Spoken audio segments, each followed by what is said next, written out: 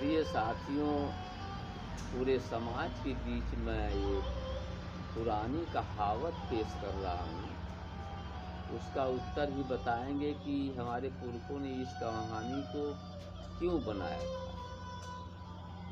जैसे आप कभी भी सफ़र में या कहीं भी जा रहे हैं, कोई संगी मिल गया, साथी मिल गया, तो प्रेम से बातचीत हो रहा है, तो फिर आखिरी मंजिल तक पहुँचते पहुँचते लोग अलग अलग होने लगते हैं। तो यही कहते हैं कि मित्र चलिए, हमसे आपसे बहुत प्यार हो गया, मोहब्बत हो गई, लगाव हो गया, अब अलग अलग हो रहे हैं, आप अपने एरिया में जा रहे हैं, हम अपने एरिया में जा रहे हैं। एक दूसरा कहता है कि अरे मित्र चलिए, आम और मछली से मुलाकात हो जाती है, हम तो इंसान हैं, इतने में चल देते हैं।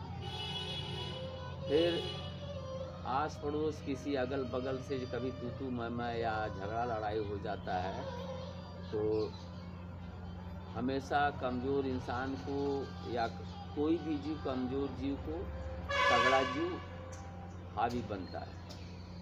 तो आस पड़ोस झगड़ा लड़ाई या तू मैं हो जाता है, तो यही होता है ना कि गुस्से में लोग कहते हैं कि चलो चलो देखेंगे। आम मछली में भेंट हो जाती है, हमारे तुम्हारे क्या लिखा हुआ है, कभी भी भेंट हो गए तो बताएंगे। ये तैस वाली बात आ जाती है, यानी कि घर उजड़ने वाली, बात बिगड़ने वाली, तैस के और गुस्से में होता है। फिर उसके बाद जो है कि इस मछली का, आम मछली की कहावत जो पुरखों ने कहा है, इसका उत्तर ये है कि मछली कभी सूखी ज़मीन पर नहीं रहती। वो जब भी रहती है तालाब में, नदी में रहती है, और तालाब में और नदी में आम का पेड़ होता नहीं, साइड में शायद मिल जाता है।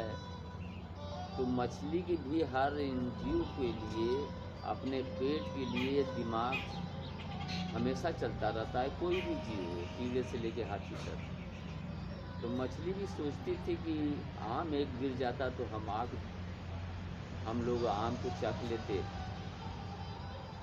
तो इस्तिपाक जब नदी के किनारे बच्चे या आदमी से बचता है, कभी इस्तिपाक चिड़िया गिरा देती है तालाब और नदी किनारे आम को, तो आम ढंगा कर या किसी सूरत से नदी और तालाब में चला जाता है। तो उस टाइम मछली और आम से मुलाकात हो जाती है, मछली की इच्छा पूरा हो जाती है, मतलब खा लेती हैं तो, और आम भी